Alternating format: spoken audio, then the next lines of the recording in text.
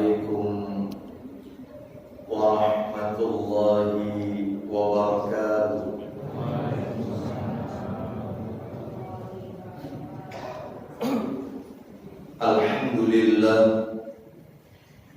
Alhamdulillahi hamdan katsiran thayyiban mubarakan fihi kama yuhibbu rabbuna wa yarda. Wa ashhadu an la ilaha illallah wahdahu la syarika lah wa ashhadu anna Muhammadan abduhu wa rasuluh. Ya ayyuhalladzina amanu ittaqullaha haqqa tuqatih wa la tamutunna illa wa antum muslimun. Amma ba'du, fa inna asdaqal hadisi kitabullah wa khairal hadi hadi Muhammadin sallallahu alaihi wasallam wa syarral umuri muhdatsatuha wa kullu muhdatsatin bid'ah wa kullu bid'atin dhalalah wa kullu dhalalatin finnar.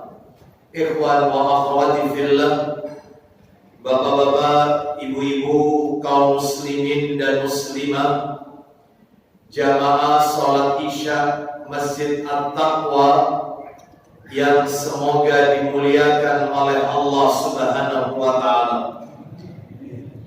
Kepada segenap pengurus yayasan dan takmir Masjid At-Taqwa yang semoga dirahmati oleh Allah Subhanahu wa taala. Tidak ada kata yang patut kita ucapkan di malam hari ini selain rasa syukur kita kepada Allah Subhanahu wa taala atas segala karunia nikmat yang telah Allah berikan kepada kita. Di antara kenikmatan-kenikmatan tersebut yang kita rasakan pada malam hari ini adalah nikmat sehat, nikmat diberikannya kita kemudahan, kesempatan untuk melaksanakan ibadah kepada Allah Subhanahu wa taala. Diawali dengan sholat Isya berjamaah, dilanjutkan dengan thalabul ilmi, menuntut ilmu. Semoga rangkaian amal ibadah yang kita lakukan pada malam hari ini semuanya tercatat di sisi Allah sebagai pemberat timbangan amal kebajikan kita kelak di yaumil mizan. Lebih dari itu, Bapak Ibu sekalian, 14 abad yang silam Nabi Sallallahu Alaihi Wasallam beliau pernah bersabda, hadis diriwayatkan oleh Imam Muslim. Kata Nabi, man salaka tariqan yaltamisu fihi ilman sahalallahu lahu bihi tariqan ilal jannah. Barang siapa yang menempuh jalan untuk mencari ilmu seperti yang Bapak Ibu lakukan pada malam hari ini, jauh dari rumah menuju ke masjid ini, datang dari berbagai yaitu tempat menuju ke masjid ini. Barang siapa yang menempuh jalan untuk mencari ilmu, sahalallahu lahu bihi tariqan ilal jannah, maka Allah akan memudahkan baginya jalan menuju surga. Semoga kita semua termasuk di dalamnya. Bapak Ibu, jalan menuju surga itu banyak. Sholat itu jalan menuju surga. Puasa, zakat itu semua jalan menuju surga, termasuk haji, umrah, termasuk berbakti kepada kedua orang tua, itu jalan menuju surga. Tetapi Nabi SAW menyebutkan hadis ini, yaitu hanya ilmu jalan menuju surga. Nabi tidak mengatakan man salaka tariqan yaltamisu fihi sholatan, tidak, fihi zakatan, tidak. Yang Nabi sebutkan fihi ilman, menuntut ilmu. Kata para alim ulama ini menunjukkan kepada kita satu, keutamaan menuntut ilmu. Ilmu yang dimaksud di sini dalam hadis ini adalah ilmu yang bersumber dari qala Allah wa qala Rasul wa qala sahabat. Ilmu yang bersumber dari apa yang Allah firmankan, Al-Quran, apa yang Nabi sabdakan, hadis-hadis Nabi, dan apa yang dipahami oleh generasi terbaik pada umat ini, para sahabat Nabi ridwanullah alaihim ajmain. Berarti ilmu agama, Bapak Ibu. Selain ilmu agama, maka hukum mempelajarinya tidak fardu ain, tetapi fardu kifayah. Apabila sudah ada orang yang mempelajarinya, maka gugur kewajiban bagi orang lain. Matematika misalnya, fisika, kimia, ekonomi, akuntansi, komputer, semuanya hukumnya fardu kifayah. Jika sudah ada orang yang mempelajarinya, maka gugur kewajiban bagi orang lain untuk mempelajarinya. Tidak semua orang Islam harus belajar matematika. Tidak semua orang Islam harus mengerti fisika, biologi, dan yang lain. Tetapi setiap orang Islam harus tahu bisa baca Al-Quran, harus tahu tentang sholat, harus paham tentang zakat, dan yang lainnya. Oleh karena itu ini menunjukkan kepada kita malam hari ini kita sedang duduk sejenak untuk mempelajari ilmu yang berhukum fardu ain, mutlak, yang wajib. Sebagaimana Nabi bersabda, kata Nabi SAW dalam hadisnya riwayat Ibnu Majah, Nabi SAW bersabda,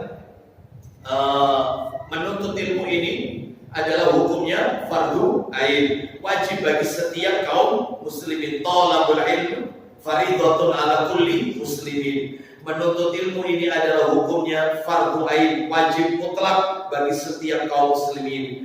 Mudah-mudahan ilmu yang kita pelajari pada malam hari ini Allah turunkan berkah. Mudah-mudahan Allah berikan kepada kita hidayah taufik sehingga kita mampu mengamalkan dari setiap ilmu yang kita pelajari dalam kehidupan kita sehari-hari. Bapak Ibu kaum muslimin dan muslimah rahimani wa rahimakumullah. Malam hari ini tema yang akan kami angkat ke permukaan kami beri judul Bersama Nabi di Surga. Bersama Nabi di surga, bersama dengan sang utusan di surga Allah Azza wa Jalla. Sebelum materi ini berjalan lebih jauh, maka sebagai kata pengantar atau muqaddimah, saya ingin mengatakan dua hal lebih dahulu sebagai kata pengantar. Ada dua hal lebih dahulu yang ingin kami sampaikan malam hari ini. Yang pertama, Bapak Ibu kaum muslimin dan muslimah rahimani wa rahimakumullah, berangkat dari sebuah hadis Nabi yang diriwayatkan oleh Imam Muslim dalam sahihnya, Sahih Muslim. Tepatnya di hadis yang ke-2832 di nomor aslinya. Bersumber dari sahabat Abu Hurairah radhiyallahu anhu, dia berkata, Nabi sallallahu alaihi wasallam bersabda, apa kata Nabi? Min asyaddi ummati li hubban nasun yakununa ba'di yawaddu ahaduhum law ra'ani bi ahlihi wa malihi. Kata Nabi sallallahu alaihi wasallam, di antara umatku yang paling aku cintai, di antara umatku yang paling aku cintai adalah orang-orang yang hidup setelah aku wafat. Berarti kita yang dimaksud. Saya ulang.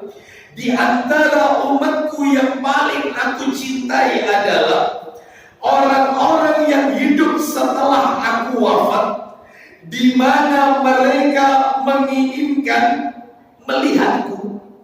Mereka memiliki kemauan keras untuk melihatku, melebihi kemauan atau keinginan mereka melihat keluarga dan hartanya.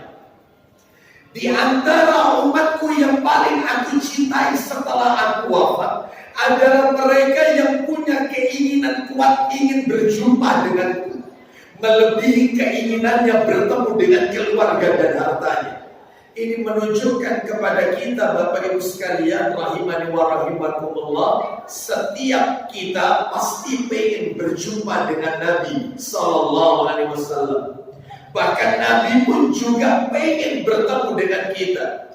Di dalam riwayat yang lain, riwayat Muslim, kalau tidak salah nomor hadisnya itu kalau tidak salah nomor 925. Bahkan juga disebutkan di nomor yang lain, di nomor yang ke-193 kalau tidak salah, atau 195, yaitu disebutkan ketika Nabi ziarah kubur, maka Nabi Sallallahu Alaihi Wasallam mengucapkan doa ziarah. Nabi mengucapkan Assalamualaikum ahlad diyari minal mu'minina wal muslimina wa inna insyaallahu bikum lahiqun.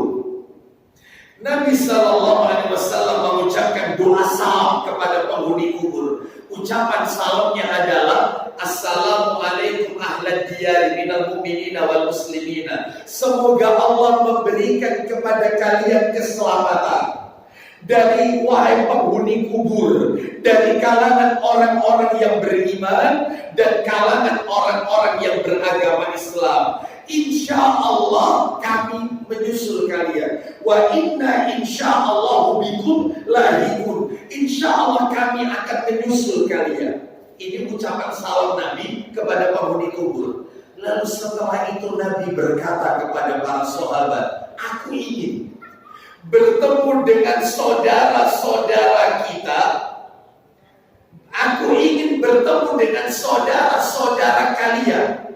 Kata para sahabat, wahai Rasulullah, bukankah kami adalah saudara-saudara Anda? Kata Nabi, kalian sahabat-sahabatku. Saudara-saudara kalian yang aku maksud adalah, yang aku ingin ketemu dengan mereka adalah orang-orang yang akan hidup di akhir zaman. Berarti jamaah Masjid At-Taqwa yang Nabi sebutkan dalam hadis ini. Mereka adalah orang-orang yang akan hidup di akhir zaman, dan aku ingin ketemu dengan mereka. Apa kata para sahabat? Wahai Rasulullah, bagaimana Anda bisa mengenali mereka, sedangkan Anda tentunya wafat lebih dahulu dan mereka hidup setelah Anda. Bagaimana Anda bisa kenali mereka? Lalu Nabi memberikan perumpamaan. Bagaimana menurut kalian jika seseorang memiliki seekor kuda, yang kuda itu keningnya putih, kaki-kakinya berwarna putih, bagian belakang kuda itu juga berwarna putih, dan kuda itu berada di tengah kerumunan kuda-kuda yang semuanya warnanya hitam. Kira-kira si pemilik kuda yang kening kaki dan bagian belakangnya putih itu bisa mengenali kudanya atau tidak? Maka para sahabat menjawab, ya tentu wahai Rasulullah, karena yang beda sendiri ya cuma itu, yang lain hitam semua. Seperti itulah aku mengenali umatku, karena wajahnya putih bercahaya, tangannya putih bercahaya, kakinya putih bercahaya, karena bekas air wudhu. Makanya yang rajin berwudhu, Bapak Ibu sekalian, makanya saya punya judulnya, kita ini disunahkan ada 13 keadaan untuk berwudu, 13 kondisi kita diperintahkan untuk berwudu. Saya nggak sebutkan itu ya, karena bukan materi kita. Di lain kesempatan aja, 13 keadaan kita disunahkan, disyariatkan untuk wudu. Baik, itu lain kesempatan aja. Intinya adalah Nabi ingin ketemu kita. Nabi sayang kepada umatnya. Bapak Ibu sekalian, sehingga kata para alim ulama, kalau begitu mereka yang hidup di zaman Nabi, sebagaimana yang Nabi sebutkan dalam riwayat Bukhari, dalam Sahih Bukhari nomor aslinya 2652, 2652. Kata para alim ulama menukil hadis ini, riwayat Bukhari 2652, Rasulullah sallallahu alaihi wasallam bersabda, khairun nasi qarni, tsumma alladziina yalunahum, tsumma alladziina yalunahum. Sebaik-baik manusia terbaik sejagat alam raya adalah manusia yang hidup di zaman aku hidup. Sebaik-baik manusia adalah manusia yang hidup pada generasiku. Pak, Bu, maaf, kalau begitu mereka para sahabat Abu Bakar, Umar, Utsman dan seterusnya yang hidup di zaman Nabi dan mengimani ajaran Nabi. Memang ada di zaman Nabi, hidup di zaman Nabi, setiap hari lihat raut wajahnya Nabi, tapi mereka tidak beriman dengan Nabi. Abu Jahal, Abu Lahab, ya, Abdullah bin Abi Umayyah, Abdullah bin Mughirah, ya, bin Abi Umayyah dan seterusnya. Maka ini semua orang-orang yang tidak mengimani syariat yang telah diturunkan oleh Allah Azza wa Jalla, tidak mengimani Nabi sallallahu alaihi wasallam, ajaran Nabi. Maka mereka tidak termasuk kategori sahabat. Saya ulang penjelasan tadi. Berarti mereka para sahabat yang hidup di zaman Nabi, mendampingi Nabi, bersama Nabi, ketemu Nabi, masuk dalam peringkat manusia terbaik sejagat alam raya. Pertanyaannya, lalu bagaimana kalau menemani Nabi, bersama Nabi di akhirat? Maka tentunya akhirat lebih mulia daripada dunia. Kenapa? Karena di akhirat kekal dan abadi, sedangkan dunia itu sementara. Oleh karena itu maka tentunya kita berharap, mungkin sekarang jelas, sekarang kita tidak bisa melihat raut wajah Nabi, kita tidak bertemu dengan beliau, kita tidak berada di generasi beliau, dan kita berharap semoga Allah pertemukan kita bersama baginda Rasul sallallahu alaihi wasallam di surga Allah Azza wa Jalla. Harapan kita itu. Dan tentunya akhirat lebih mulia, lebih baik daripada dunia. Oleh karena itu ini menunjukkan kepada kita pentingnya kita, yaitu memahami masalah ini agar kita kelak di hari kiamat bersama baginda Rasulullah sallallahu alaihi wasallam. Pak, Bu, mohon maaf. Ini yang pertama ini ya. Yang kedua sekarang, ini sebelum masuk materi inti. Yang kedua, Bapak Ibu kan sudah tahu tadi judulnya, bersama Nabi di surga. Ternyata kata para alim ulama yang dimaksud dengan bersama Nabi di surga itu mengandung beberapa makna. Salah satunya sebagaimana yang disebutkan oleh Syekh Shalih Al-Munajjid hafizahullah ta'ala. Beliau berkata, idil murafaqatu nafsuha darajatun. Menemani bersama Rasulullah SAW di dalam surga itu bertingkat-tingkat, ada 3 tingkatan. Mudah-mudahan saya dan panjenengan semua, Bapak Ibu semua, masuk pada tingkatan yang pertama. Mudah-mudahan. Karena mendampingi Rasul di surga itu tingkatannya ada 3. Kita nggak tahu nanti tingkatannya itu yang mana ini, tapi kita berharap kita masuk di tingkatan yang pertama. Kata Syekh Shalih Al-Munajjid hafizahullah ta'ala, tingkatan yang pertama adalah faminan nasi man yatana'amu bi suhbatihi alaihi salatu wassalamu at-tammah.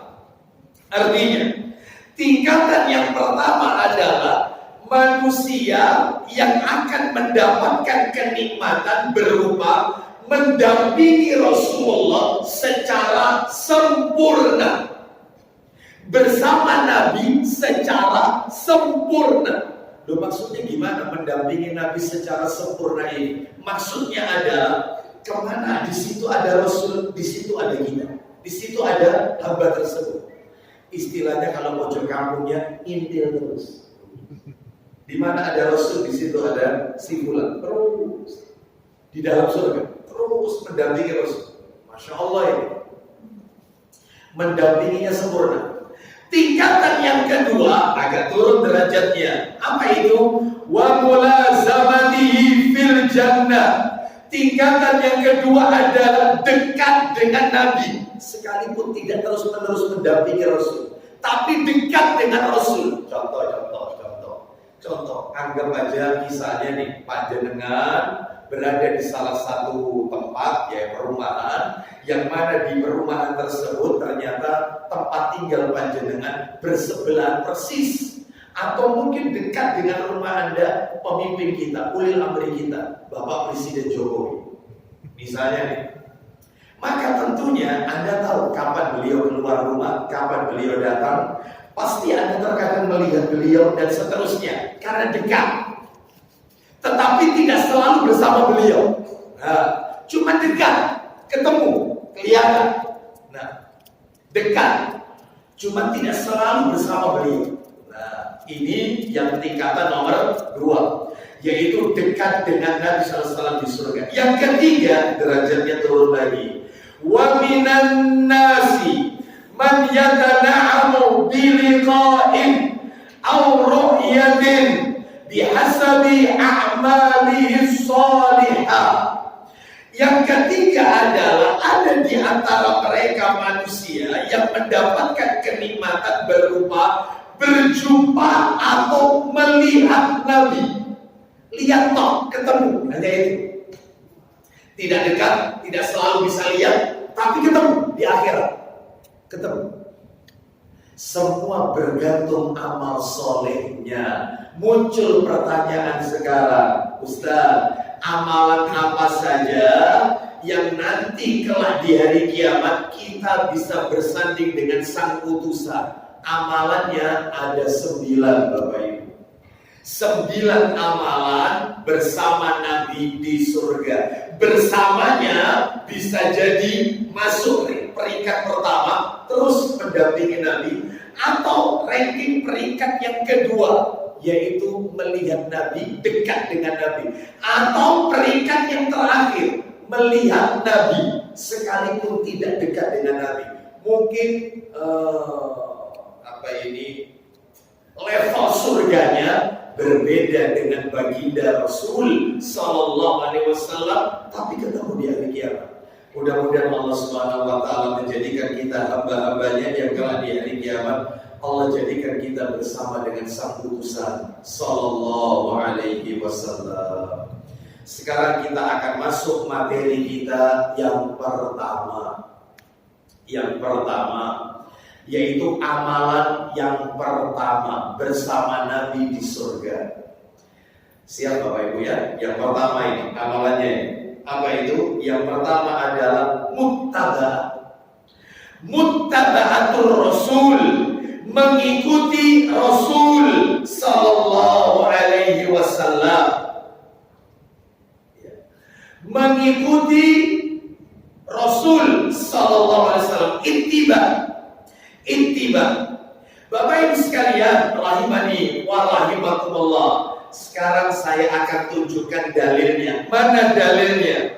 Mana dalil yang menunjukkan orang itu kalau ittiba, muttaba'atul Rasul, mengikuti Nabi Sallallahu Alaihi Wasallam, maka dia akan bersama dengan Rasul Sallallahu Alaihi Wasallam. Dalilnya adalah, silakan bisa dibuka Al-Quranul Karim. Minta tolong ayatnya dibantu. Suratnya adalah surat An-Nisa, surat nomor 4, ayatnya 69. An-Nisa ayat 69.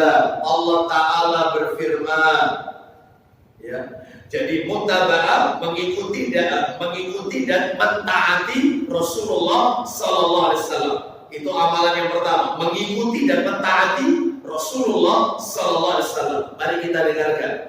Allah Ta'ala berfirman, An-Nisa ayat 69.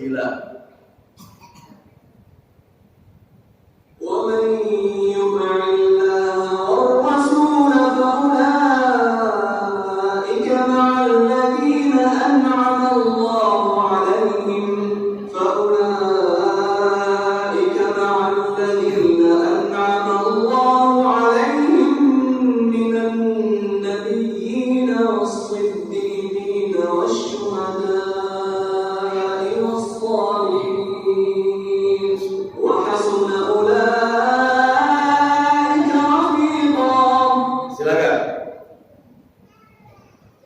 siapa yang mentaati Allah dan Rasulnya, siapa yang mentaati Allah dan Rasul Muhammad sallallahu alaihi wasallam, maka mereka itu akan bersama-sama dengan orang-orang yang dianugerahi nikmat oleh Allah. nah jelas sekali, siapa yang mentaati Allah dan mentaati Rasul Muhammad sallallahu alaihi wasallam, maka mereka akan bersama dengan orang-orang yang telah dianugerahi nikmat oleh Allah. Siapa orang-orang tersebut? Baca Pak Didi. Satu, Yaitu nabi-nabi. lu ketemu sama nabi-nabi, bersama dengan para nabi, termasuk Nabi Muhammad sallallahu alaihi wasallam. Asalkan syaratnya mentaati Nabi, mentaati Rasul sallallahu alaihi wasallam, dia akan bersama dengan para nabi-nabi, termasuk Nabi kita sallallahu alaihi wasallam. Selain para nabi, lanjut Pak ini. Para siddiqin, Para siddiqin, orang-orang yang jujur. Nomor 3, orang-orang yang mati syahid, orang-orang yang mati syahid, syuhada. Yang nomor 4, dan orang-orang soleh. empat-empatnya ini apa kata Allah Pak Didi? Mereka itulah, Dan mereka itulah teman yang sebaik-baiknya. inilah teman-teman yang sebaik-baiknya. Para nabi, bayangkan, bertemu dengan para nabi, bertemu dengan para siddiqin, bertemu dengan para syuhada, bertemu dengan orang-orang soleh, satu surga. Masya Allah. Syaratnya ittiba, mengikuti dan mentaati Rasulullah sallallahu alaihi wasallam. Bapak Ibu sekalian, rahimani wa rahimakumullah, syaratnya adalah itu, mentaati. Pak Bu, Bapak Ibu akan kaget mendengarkan ayat di dalam Al-Quran, tepatnya di surat yang sama, An-Nisa ayatnya 80. An-Nisa ayat 80 jelas sekali ayatnya. Bapak Ibu akan kaget kalau baca ayat ini, An-Nisa ayat 80. Allah Ta'ala berfirman, "May yuti'ir Rasul faqad ata Allah." Silakan kita dengarkan dulu ayatnya. Allah berfirman, من يطع الرسول فقد أطاع الله ومن تولى فما أرسلناك عليهم حفيظا. silakan baca. Barang siapa yang mentaati Rasul itu, Ulang lagi. barang siapa yang mentaati Rasul itu, Sama dengan, sesungguhnya ia telah mentaati Allah. lihat ayatnya tidak berbunyi mayyuti illah faqad ata'a Rasul. Siapa yang mentaati Allah sama dengan mentaati Rasulnya. Ayatnya nggak bilang begitu. Ayatnya mengatakan mayyuti Rasul faqad ata'a Allah. Siapa yang mentaati Rasul Muhammad, otomatis dia telah mentaati Allah. Berarti kuncinya yaitu Rasulullah SAW. Ya, kuncinya di sini. Kuncinya di sini. Barometernya di sini. Siapa yang mentaati Rasul, otomatis orang itu taat kepada Allah. Otomatis. Ya. Ayatnya tidak mengatakan siapa yang mentaati Allah otomatis mentaati Rasul. Enggak, ayatnya tidak bilang begitu. Ayatnya mengatakan siapa yang mentaati Nabi Muhammad sallallahu alaihi wasallam otomatis dia telah mentaati Allah. Berarti kuncinya adalah baginda Rasul sallallahu alaihi wasallam. Harus taat Bapak Ibu. Semua yang Nabi perintahkan maka sami'na wa ata'na. Makanya Bapak Ibu sekalian, ketika seseorang itu membaca 2 kalimat syahadat, saya yakin Bapak Ibu kan hafal semua ya.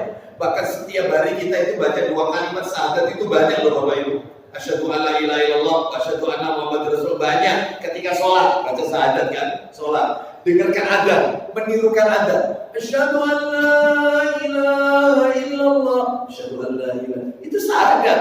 Asyhadu anna Muhammadar Rasul, itu syahadat. Zikir pagi petang ada syahadatnya. Oh banyak kita ini baca syahadat tiap hari. Tapi maaf saya minta maaf, sedikit sekali di antara kaum muslimin yang paham konsekuensi syahadat. Ketika orang itu mengucapkan kalimat wa asyhadu anna Muhammadar Rasulullah, dan aku bersaksi Nabi Muhammad itu utusan Allah, maka konsekuensinya 4 Bapak Ibu. Saya sebutkan salah satu aja ya, tidak semuanya. Konsekuensinya ada 4. Ketika orang berikrar, saya bersaksi Nabi Muhammad itu utusan Allah. Apa konsekuensinya?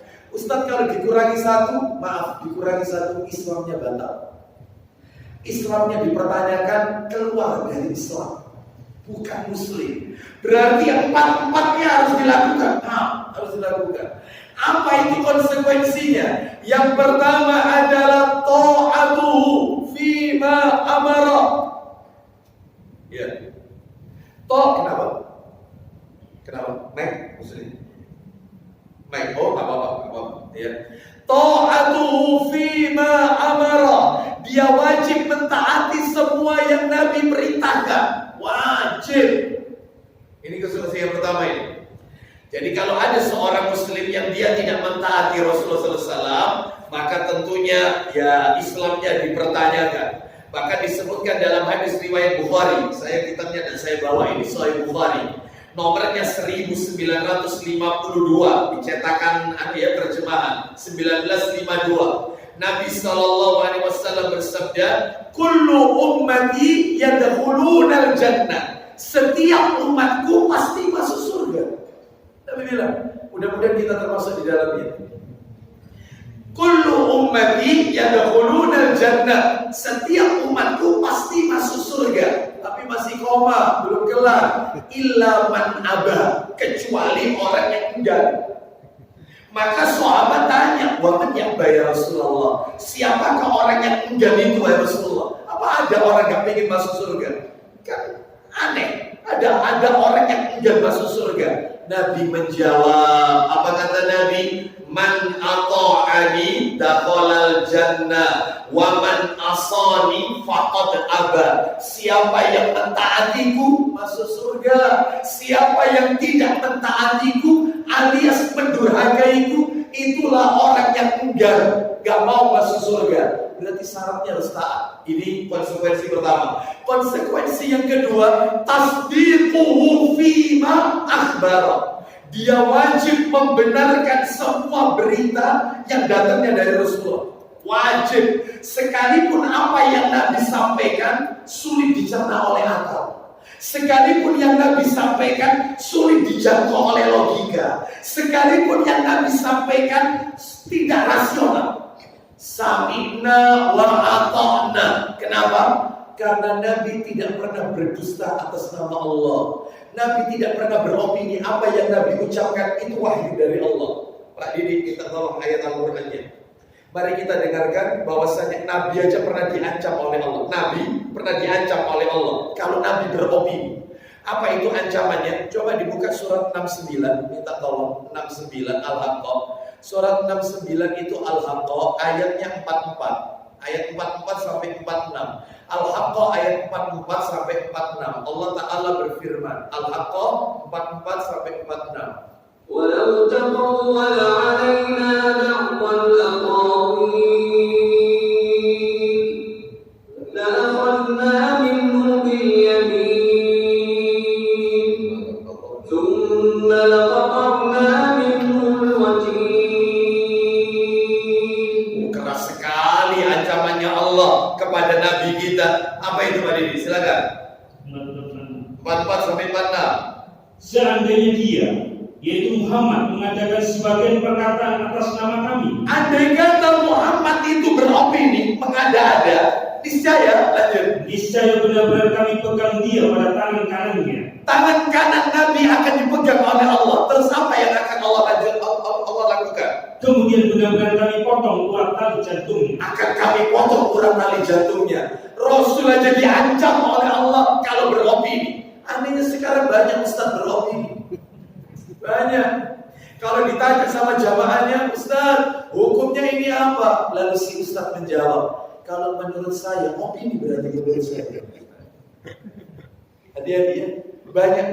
Banyak para dai, para ustaz dikit-dikit, menurut hemat saya, menurut perasaan saya, kalau menurut saya, opini berarti. Islam ini bukan agama opini, Islam ini agama dalil. Rasul aja diancam tidak boleh beropini, maka ucapan Nabi wajib kita benarkan, tidak boleh kita tolak. Silakan Bapak Ibu bisa menolak semua ucapan manusia di muka bumi ini, tapi ada satu orang yang ucapannya tidak boleh ada cibir, tidak boleh ada tertawakan, tidak boleh dijadikan bancung, olok-olokan, guyonan, nggak boleh. Siapa itu? Rasul Muhammad sallallahu alaihi wasallam, karena ucapannya itu wahyu. Wa ma yantiqu 'anil hawa in huwa illa wahyu yuha. Surat An-Najm itu.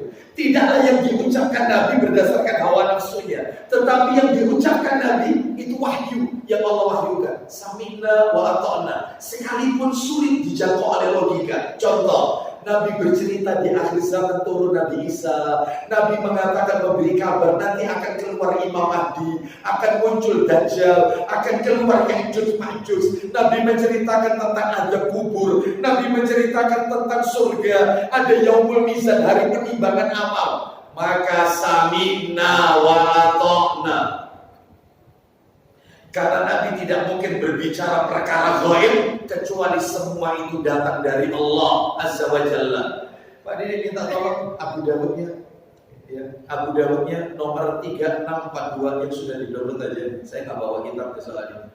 Ya, 3642, 3642 atau 3646 dari Abdullah bin Amr bin Al-As. Dari Abdullah bin Amr bin Al-As radhiyallahu anhu. 3642 atau 3646. Betul. Abdullah bin Amr. Betul, Abdullah bin Amr bin Al-As radhiyallahu anhu. Dia menulis semua yang Nabi ceritakan, Nabi sampaikan. Lanjut, ini juru tulisnya Nabi. Bapak Ibu kalau ingin tahu, juru tulisnya Nabi itu salah satunya bernama Abdullah bin Amr bin Al-As radhiyallahu anhu. Beliau menulis semua yang Nabi ucapkan, semuanya ditulis. Satu saat beliau ditegur oleh orang-orang Quraisy. Nah ini lihat, orang Quraisy kasih subahan, ya, orang Quraisy yaitu ngasih kerancuan dalam berpikir kepada Abdullah bin Amr. Ya silakan dibaca. 3646. Nah 3646 silakan. Dari Abdullah bin Amr radhiyallahu anhu dia berkata, Radhiyallahu anhu, karena ayatnya juga sahabat. dari Al-As. Nah Al-As belakangnya Abdullah bin Amr. Abdullah anaknya, bapaknya namanya Amr. Abdullah bin Amr anak dan bapak sama-sama sahabat. Kita doakan radhiyallahu anhu. Silakan. Dari Abdullah bin Amr bin As radhiyallahu anhu dia berkata, Nah, sesungguhnya aku telah menulis segala sesuatu yang aku dengar dari Rasulullah untuk kemudian aku hafal. nah semuanya ditulis. Habis ditulis dihafal. Lalu kemudian, namun banyak dari kaum Quraisy yang melarangku. nah orang Quraisy melarangnya. Apa kata orang Quraisy? Nabi itu kan manusia biasa.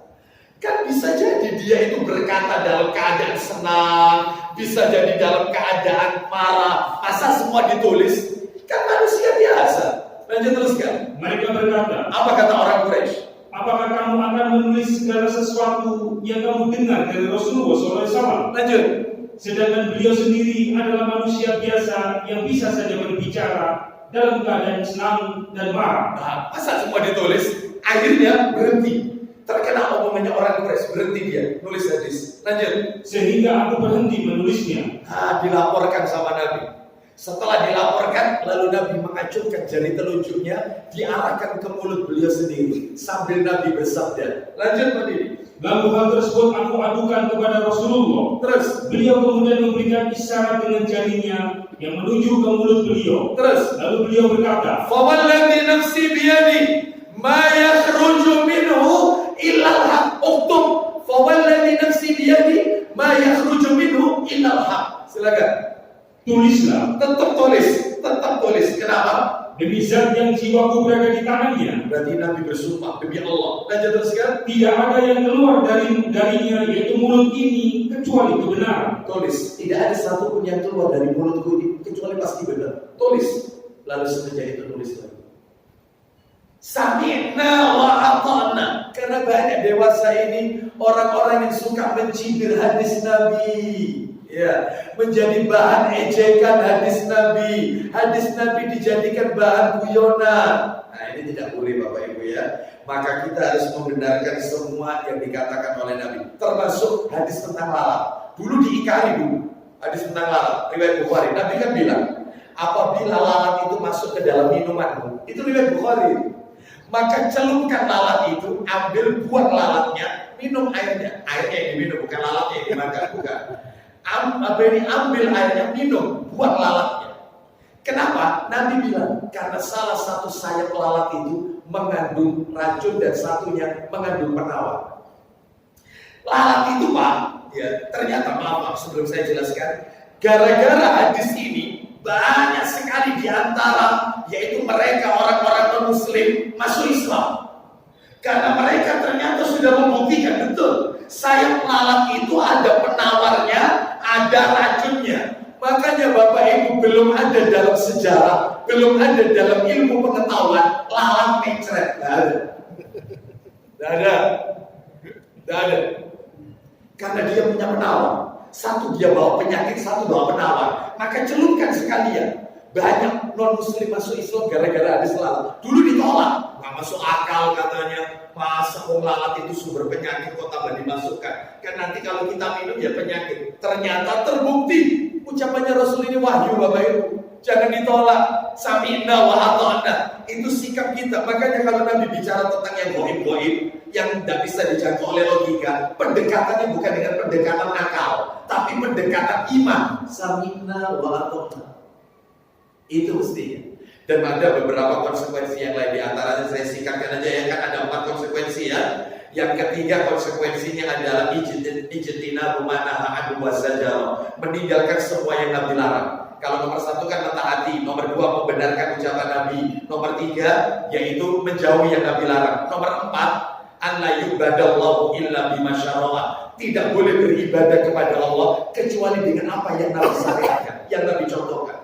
Tidak beribadah kecuali dengan apa yang telah Nabi syariatkan. Allah Alhamdulillah. Dan ini ada pembahasan tersendiri. Masuk kita kembali yaitu ke materi kita. Amalan pertama muttaba'ah, ittiba. Amalan nomor 2 supaya bersama Nabi di surga, amalannya adalah mencintai Rasulullah sallallahu alaihi wasallam melebihi semua yang ada di muka bumi. Wajib mencintai Nabi Muhammad sallallahu alaihi wasallam. Mana dalilnya? Bisa minta tolong Sahih Muslim. Ada nggak? Bisa nggak? Nggak ada di sini. Yang di download aja. Nomor asli ya, nomor asli saya. Nggak sama ya? Bukan. KBC ada? Ada atau ada? Di situ. Kalau ada nggak apa-apa. Nomornya 2269. Nomor cetakan terjemahan 2269. Kalau nomor kitab aslinya Sahih Muslim beda nomornya. Nomornya 2639. Nomornya 2639. Gak apa-apa kalau memang sudah siap yang terjemahan. Nomor 2269 dari Anas bin Malik radhiyallahu anhu. Saya bacakan ya. Ketemu? Anas ada. Nah, silakan dibaca.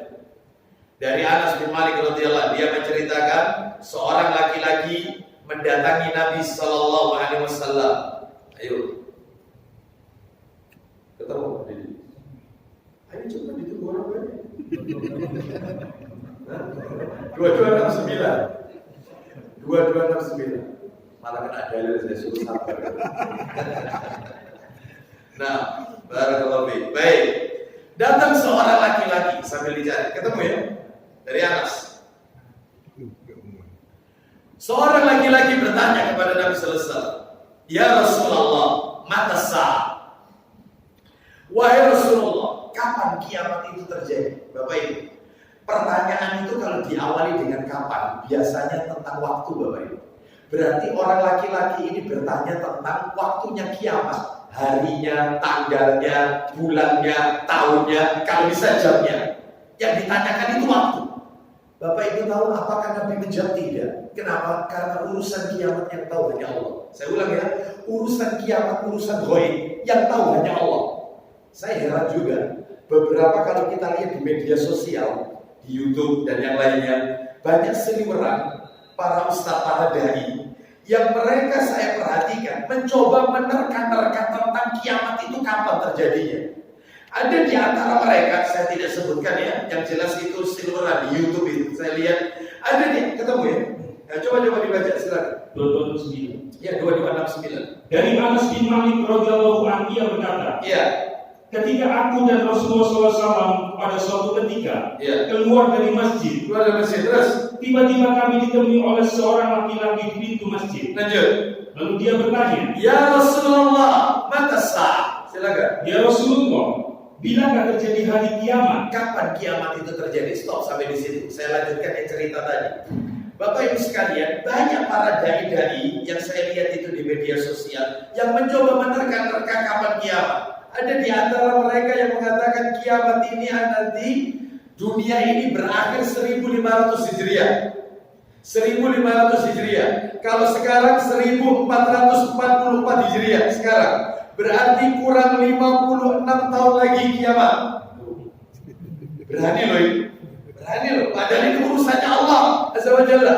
Ada lagi dulu ternyata nggak terbukti. Kiamat akan terjadi pada tanggal 12 bulan 12 tahun 2012. Ya, sampai difilmkan 2012. Ya. Bayangkan, bener kan? Bayangkan. Ada lagi, waktu itu lagi viral. Di mana itu kalau nggak salah? Di Kediri atau di mana? Diberitakan akan terjadi kiamat lokal. Kiamat lokal. Sehingga satu desa lari semua kosong desanya. Terjadi nggak waktu itu? Ya, sempat viral itu kiamat lokal. Sehingga mereka keluar semua katanya mau terjadi kiamat. Bayangkan, banyak ternyata dai-dai yang sembrono. Ini urusannya Allah. Jangan mencoba menjadi sok tahu ilmu gaib. Yang berat tahu ilmu gaib hanya Allah Azza wa Jalla. Serahkan semuanya kepada Allah. Masalah waktu kiamat itu aja. Yang jelas Nabi ngasih warning, kasih tanda-tanda tidak akan terjadi kiamat kecuali hari Jumat. Harinya jelas.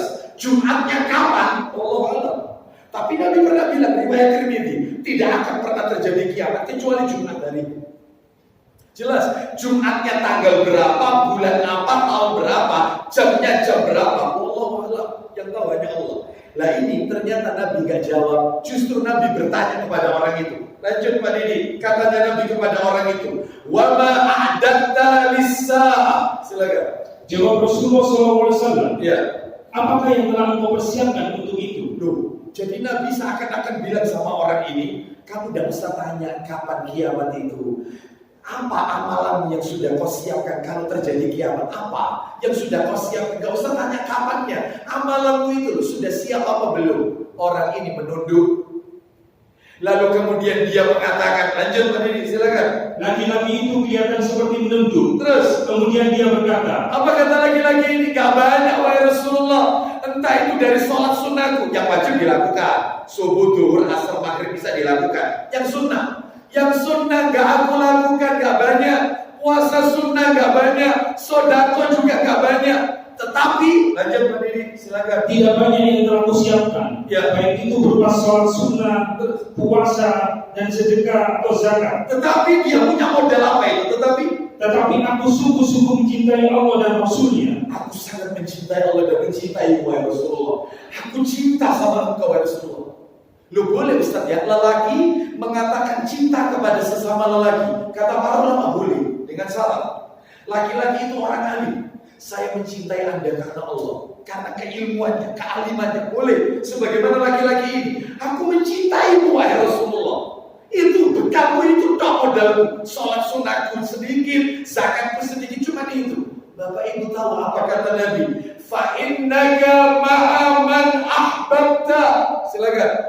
Maka Nabi SAW bersabda, Apa kata Nabi? engkau akan senantiasa bersama-sama, kecintaanmu itu kelak. Engkau akan bersama dengan orang yang kau cintai kelak nanti di surga. Saking cintanya orang ini kepada Nabi, nanti kumpul bareng bersama Nabi. Saking cintanya. Pak, Bu, maaf. Saya minta maaf. Banyak orang zaman sekarang yang mengaku mencintai Rasul hanya sekedar klaim, pengakuan tanpa pembuktian. Banyak orang yang mengaku cinta Rasul, cinta Nabi, tapi ternyata perilaku sehari-harinya menyelisihi tuntunan baginda Rasul sallallahu alaihi wasallam. Cintanya dusta. Makanya kata para alim ulama menarik ini, ada syair menarik ini kata para ulama, yaitu disebutkan dalam syair ini, kullun yadda'i wasalan bi Laila wa Laila la tuqirru lahum bidaka.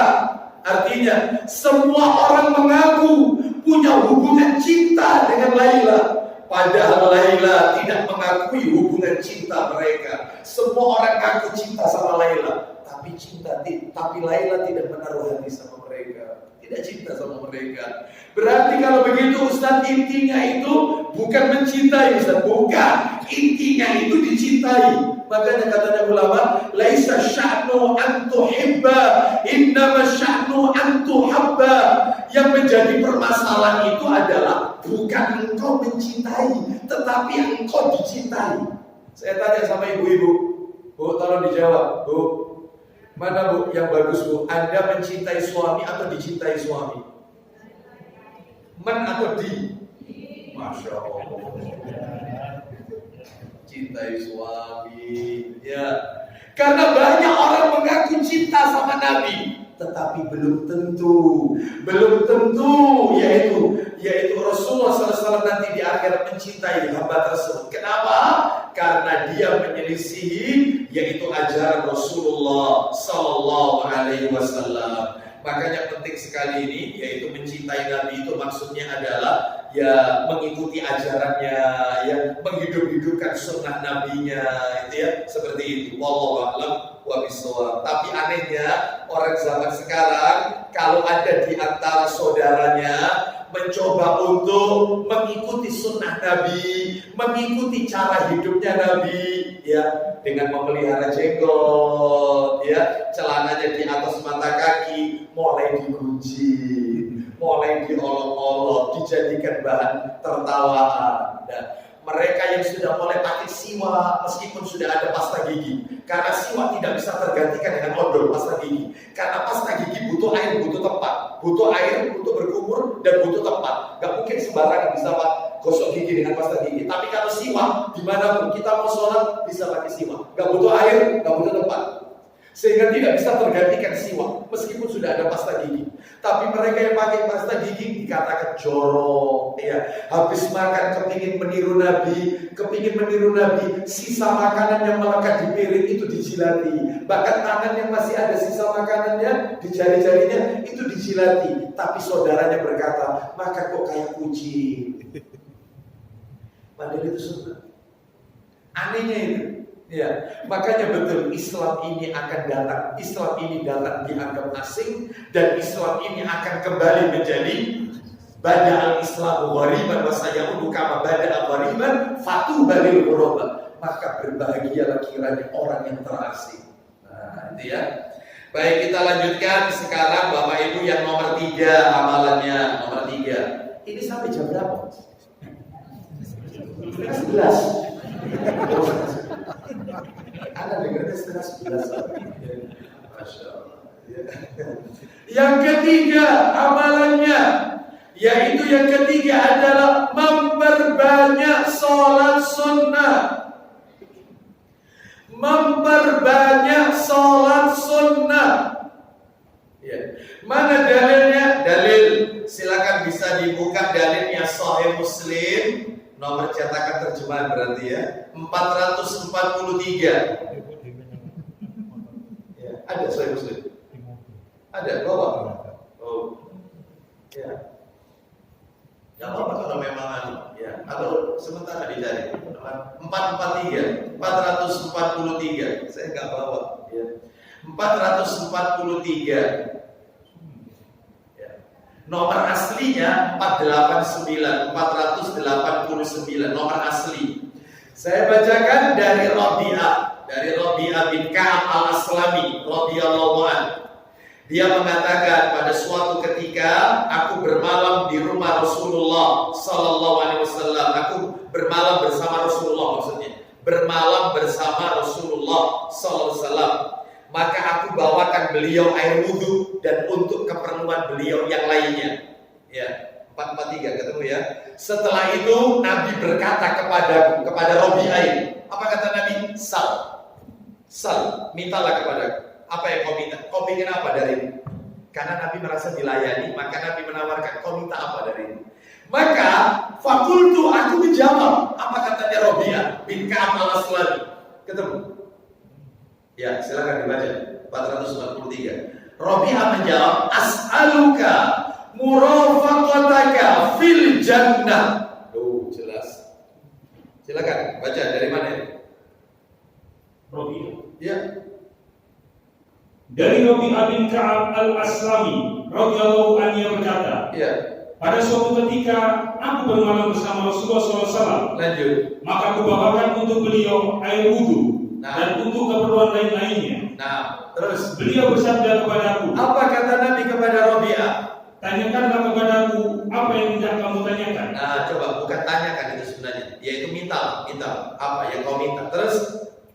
Jawabku, aku berharap semoga aku dapat menemani Anda kelak di surga. Itu permintaannya. Aku ingin bukan hanya di dunia menemani Anda, tapi juga menemani Anda di surga, wahai Rasulullah. Lalu Nabi ngasih tawar lagi. Au ghairu dzalik, ada lagi permintaan yang lain? Selain itu ada nggak yang lainnya? Lanjut. Apa yang harus aku lakukan? Apa yang harus aku lakukan kalau ingin menemani Anda di surga? Terus gak? Tanya beliau, Iya. masih adakah yang lain? Masih adakah permintaanmu yang lain? Terus? Jawabku, hanya itu saja ya Rasulullah. Huwadaka, hanya itu saja wahai Rasulullah. Lah ini sekarang amalannya. Apa amalannya? Fa'inni ala nafsika bikasratis sujud. Silakan. Jawabku, hanya itu saja ya Rasulullah. Sabda beliau, Iya. kalau begitu tolonglah aku untuk dirimu memperbanyak sujud. Nah, kata para alim ulama, yang dimaksud dengan memperbanyak sujud itu bukan sujud sahwi, sujud syukur, sujud tilawah, bukan. Yang dimaksud memperbanyak sujud ini kata para ulama adalah memperbanyak sholat sunnah. Dan Bapak Ibu harus tahu, sholat sunnah itu macamnya banyak, Bapak Ibu. Yang Nabi ajarkan banyak. Ada yang namanya sholat sunnah kusum, sholat sunnah gerhana matahari. Ada yang namanya sholat sunnah khusuf, sholat sunnah gerhana bulan. Ada juga yang namanya sholat sunnah tahiyatul masjid. Ada tahiyatul masjid. Ada juga namanya sholat sunnah ba'diyah Jumat, setelah Jumatan ya. Setelah Jumatan. Ada juga sholat sunnah istisqa, minta hujan. Ada. Sholat sunnah setelah mimpi buruk. Ada. Setelah mimpi buruk itu ada sholat sunnahnya.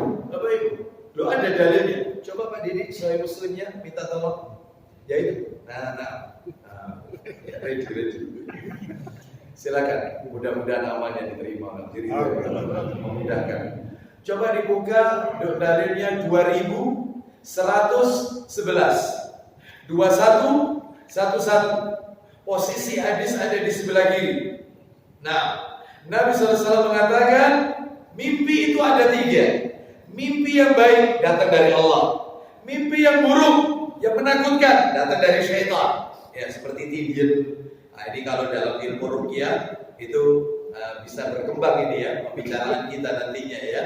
Jadi orang itu kalau suka tibian, mengigau, tibian itu sering mimpi buruk, itu berarti diganggu setan, diganggu jin ya. Bahkan kalau tidurnya giginya suka berbunyi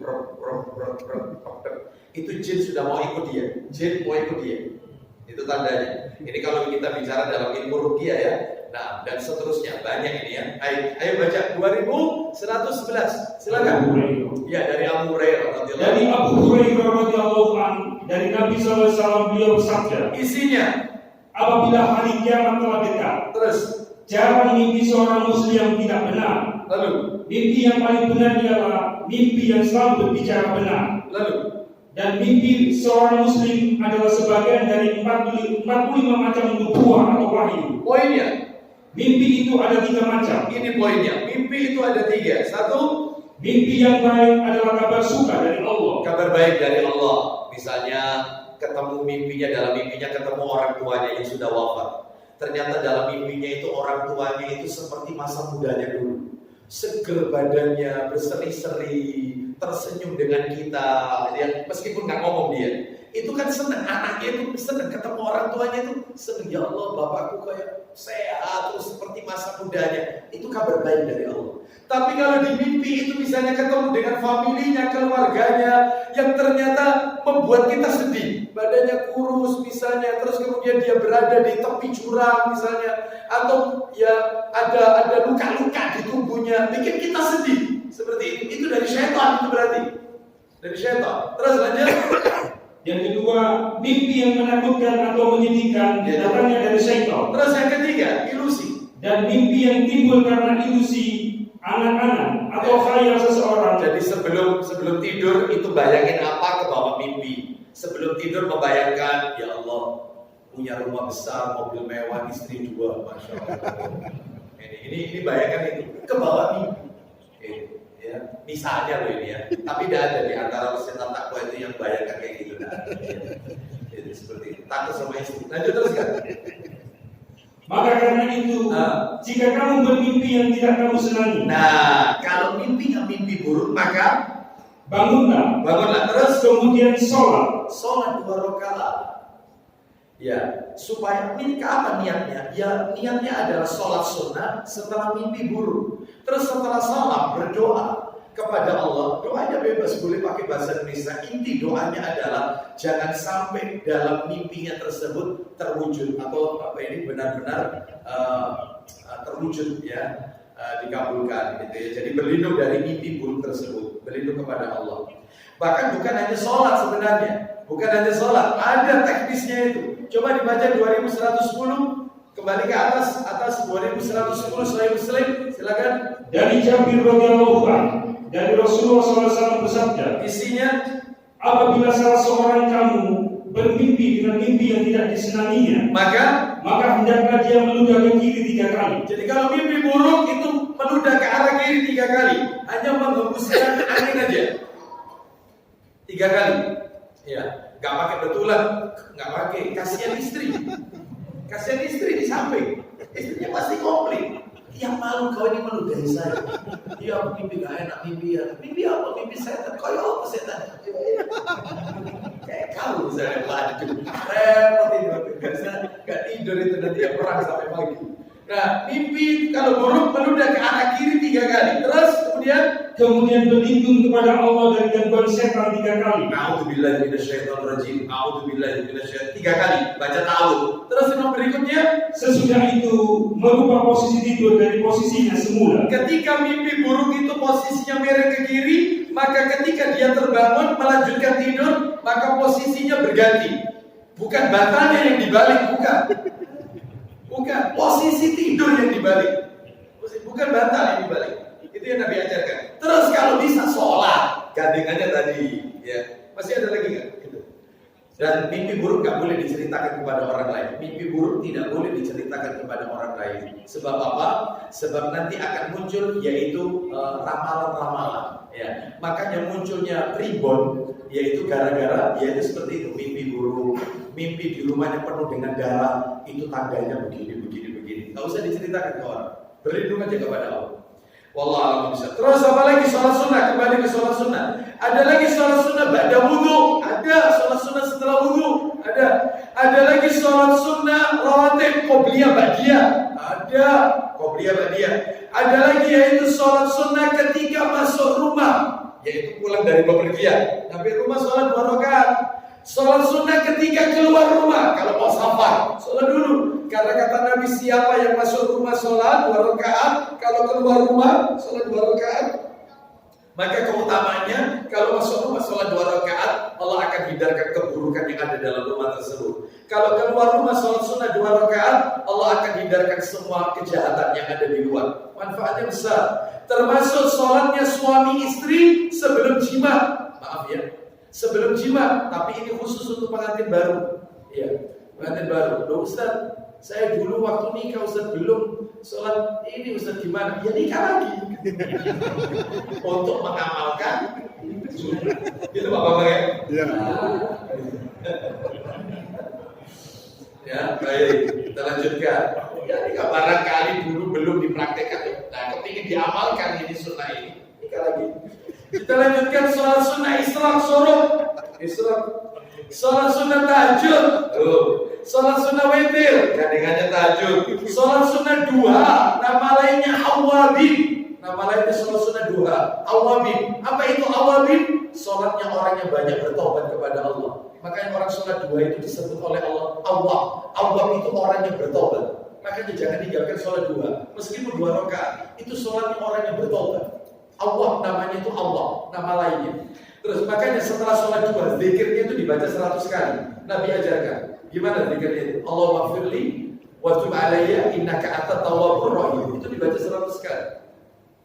Terus kemudian diantaranya sholat sunnah istikharah, sholat sunnah taubat, sholat sunnah tarawih, sholat sunnah 2 rakaat setelah tawaf di belakang makam Ibrahim. Banyak.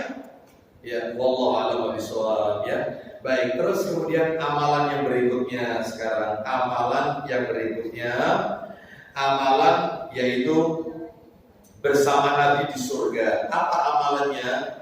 Amalannya adalah yang nomor berapa berarti sekarang? Amalan yang nomor 4 adalah yaitu, minta tolong saya bawa ini kalau tidak salah, sorry tapi. Amalan yang keempat adalah mendidik anak-anak wanita agar menjadi mukminah sholihah. Didik anak perempuan, mendidik anak wanita agar menjadi mukminah sholihah, wanita beriman yang sholihah. Makanya Bapak Ibu berbahagia yang punya anak perempuan. Nanti tak tunjukkan dalilnya Bapak Ibu. Berbahagia, bersyukur kepada Allah punya anak perempuan. Sebab ada seseorang itu yang kurang senang punya anak perempuan. Ya, saya punya teman itu anaknya 5 perempuan semua. Istrinya hamil lagi. Pada waktu melahirkan di salah satu rumah sakit saya jenguk. Lalu saya tanya, apa anaknya? Gimana? Istri selamat semua sehat ya? Alhamdulillah Ustaz sehat selamat. Dan terus apa? Cowok apa cewek? Laki apa perempuan? Wedok mana Ustaz tuh kayak kecewa. Perempuan lagi, padahal punya anak perempuan ini investasi akhirat. Oh iya. Nanti tak tunjukkan dalilnya. Sekarang kita dengarkan mendidik anak wanita sampai menjadi mukminah sholihah itu bersama Nabi di surga, dekat sama Nabi. Mana dalilnya? Surah At-Targhib jilid 4. Surah At-Targhib jilid 4, nomornya 1970.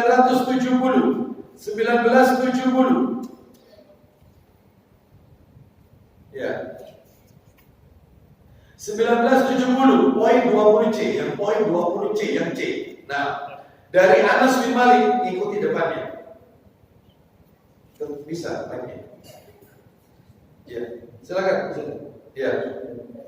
Dari Anas radhiyallahu anhu dari Nabi sallallahu alaihi wasallam beliau bersabda, 20C yang dibaca. Man ala ibnataini aw thalatha aw ukhtaini aw thalatha. Silakan. Barang siapa yang mengasuh 2 atau 3 anak perempuan. Stop. Siapa yang mengasuh, memelihara 2 anak perempuan atau 3 anak perempuan. Dalam riwayat yang lain 1 anak perempuan disebutkan. Riwayat yang lain. Lanjut teruskan. Atau 2 atau 3 saudara perempuan. Atau merawat, yaitu 2 saudara perempuan atau 3 saudara perempuan. Maka berbahagialah bapak-bapak, ibu-ibu yang punya saudara dulur wedok, saudara perempuan. Berbahagialah karena masuk dalam hal ini. Entah punya anak perempuan, entah punya saudara kandung perempuan, tolong dijaga. Jangan disia-sia, jangan disia-siakan. Jangan. Punya saudara, saya nggak punya, meninggal adik saya kehilangan. Iya, waktu COVID kemarin, puncak-puncaknya Delta, meninggal di rumah sakit Ibnu Sina dalam usia yang sangat muda, ya 36 tahun wafat, punya anak 4. Kehilangan, kesempatan ini saya kehilangan. Saya punya anak perempuan memang. Nah, ini kesempatannya di situ. Bapak Ibu sekalian, yang punya saudara perempuan, diingat ini, atau punya anak perempuan. Apa itu kata Nabi? Silakan. Hingga mereka besar, Dididik, lalu dibiayai sampai dewasa, sampai dinikahkan. Loh coba, seperti itu. Saudara perempuannya, yaitu kesulitan dibantu, anak perempuannya dicukupi kebutuhannya. Pokoknya anak perempuan atau saudara perempuan ini, entah kakak, entah adik. Lanjut teruskan. dan berpisah atau hingga ia wafat. Sampai wafat, entah kita yang wafat atau dia yang meninggal. Jadi betul-betul kita peduli sama mereka. Meskipun dia telah menikah, ditanya, ya Allah dikabari di sehat kok, anak-anakmu ya Allah. Ditanya enggak? Bukan berarti saudara kita yang perempuan kalau sudah nikah, lalu kemudian kita biarkan. Terus kamu urusan ibu Juni. Enggak, tanya telepon. Ya Allah, kamu sehat kok. Ya Allah, bahagia dan rumah tanggamu. Ditanyakan kabarnya, kamu butuh apa? Barangkali kakak bisa bantu. Itu mestinya. Tidak dibiarkan gitu sampai dia wafat atau kita yang wafat. Maka ganjarannya, silakan. Maka aku dan dia bersamanya di surga seperti ini. Aku dengan orang itu yang didik anak perempuan itu atau saudara perempuannya seperti ini. Lanjut, silakan. Sambil mengisyaratkan dengan kedua jarinya. Apa itu? Telunjuk dan yang berikutnya. Yaitu jari tengah. Nabi mengacungkan 2 jarinya. Jari telunjuk sama jari tengah. Dekat. kedudukannya di surga sama Nabi. Nabi tidak memberi isyarat ibu jari sama jari telunjuk, jauh. Tidak, tetapi jari telunjuk sama jari tengah. Oh, ya. Nah, ini penting. Termasuk punya anak perempuan, investasi. Ya, saya tunjukkan dalilnya. Berbahagialah bapak ibu yang punya anak perempuan. Baca Pak Didin Sahih Targhib wa Tarhib 1975, 1975. Man kunna lahu salasu banatin yu'wihinna wa yakfuluhunna wa yarhamuhunna wa fi riwayati wa yuzawwijuhunna wajabat lahul jannatul battata. Silakan. Ayo. Dari Jabir radhiyallahu anhu ia menuturkan, silakan. Rasulullah SAW telah bersabda, isinya, barang siapa yang mempunyai 3 anak perempuan yang ia lindungi atau ia sayangi, 3 atau 2 atau 1 dalam riwayat yang lain, dia lindungi, dia sayangi, terus dan ia tanggung, yang dia tanggung. Stop, tolong dipotong dulu, baca yang sebelah kanan atas. Wa yuzawwijuhunna, atau menikahkannya, atau dinikahkan, sebelah kanan pojok atas kanan, halaman kanan. balik.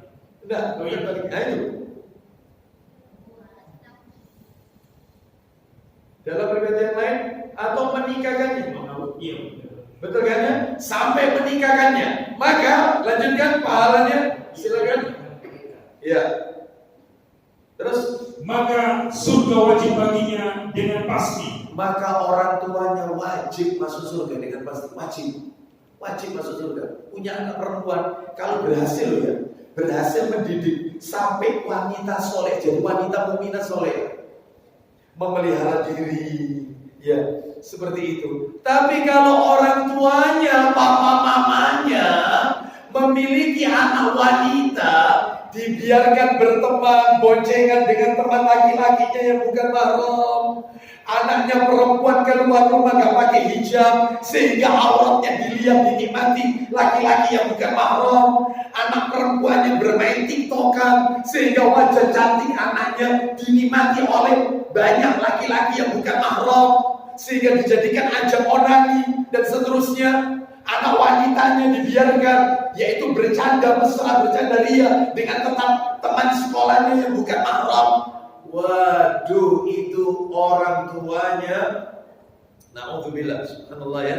Maka orang tuanya mendapatkan juga transferan dosa, Bapak Ibu. Bukan amal jariah, tapi dosa jariah. Makanya berat pendidikan anak wanita ini, sampai dia berhasil menjadi mukminah yang soleh. Masya Allah. Ya, seperti itu. Baik. Kita lanjutkan, Bapak Ibu sekalian. Sekarang yang berikutnya adalah yang nomor berapa? 5. Saya tutup sampai 5 ya, karena waktunya. Sebenarnya masih banyak ini Bapak Ibu, penjelasannya pun juga masih panjang. Saya tutup yang kelima adalah menjadi pedagang atau pebisnis yang jujur. Pedagang yang jujur, pebisnis yang jujur. Jujur. Mana dalilnya? Ayo dibuka Sahih Targhib jilid 4, nomornya 1782. 1782. 1782. Baca 1782.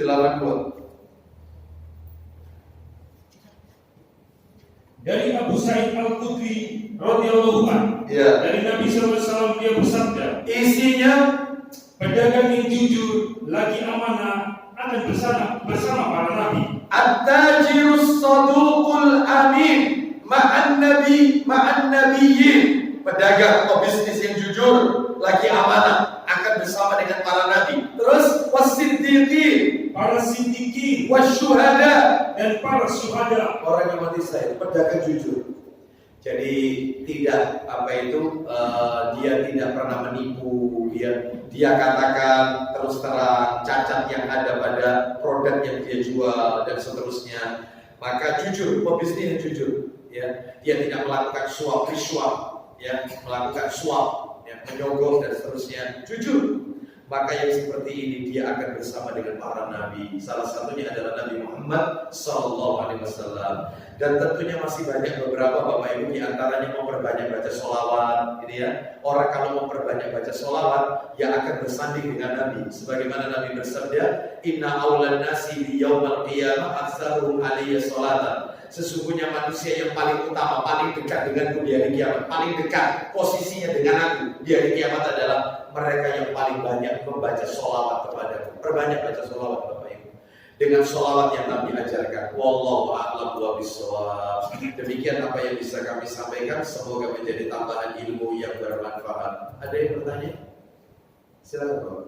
Saya sering mimpi itu buruk mungkin, tapi pada waktu itu sudah baca doa-doa itu gimana? Nah, bagaimana jika sebelum tidur sudah membaca doa-doa, namun kita tetap bermimpi dengan mimpi yang buruk? Maka jawabannya adalah kita baru membaca doa, belum berdoa. Kita baru membaca doa, hafal dengan doa, Al-Ikhlas, Al-Falaq, An-Nas, ayat kursi bahkan, tapi kita belum berdoa.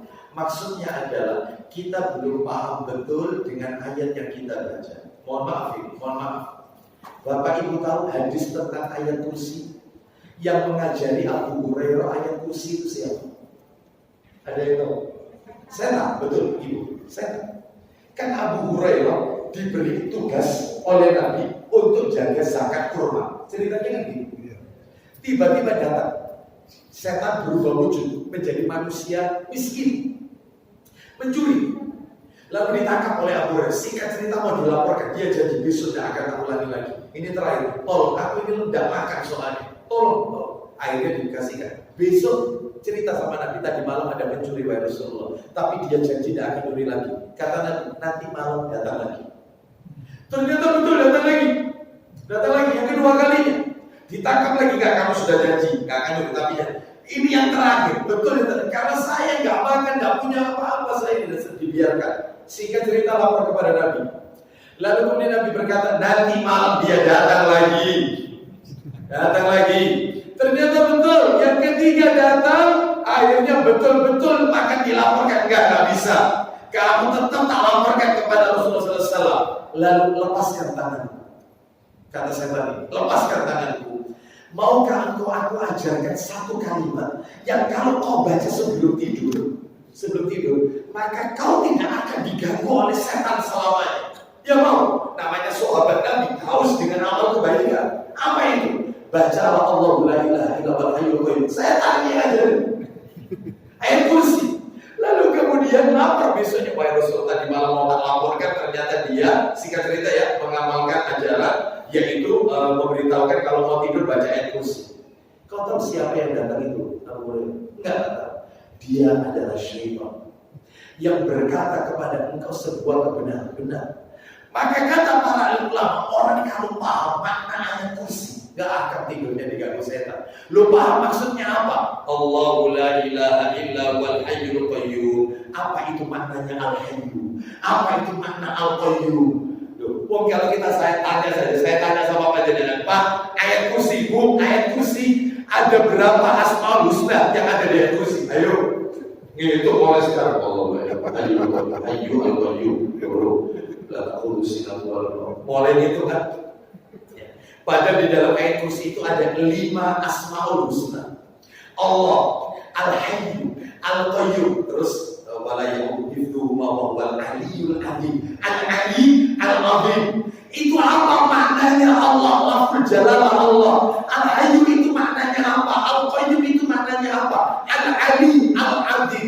Itu kalau paham makna hakikat ayat kursi, mungkin. Makanya tadi saya katakan kita ini baru membaca doa, belum berdoa. Nah, itu ya. Sehingga syaitan masih tetap bisa menggoda kita. Gitu Pak ya. Nah, barakallahu fiik.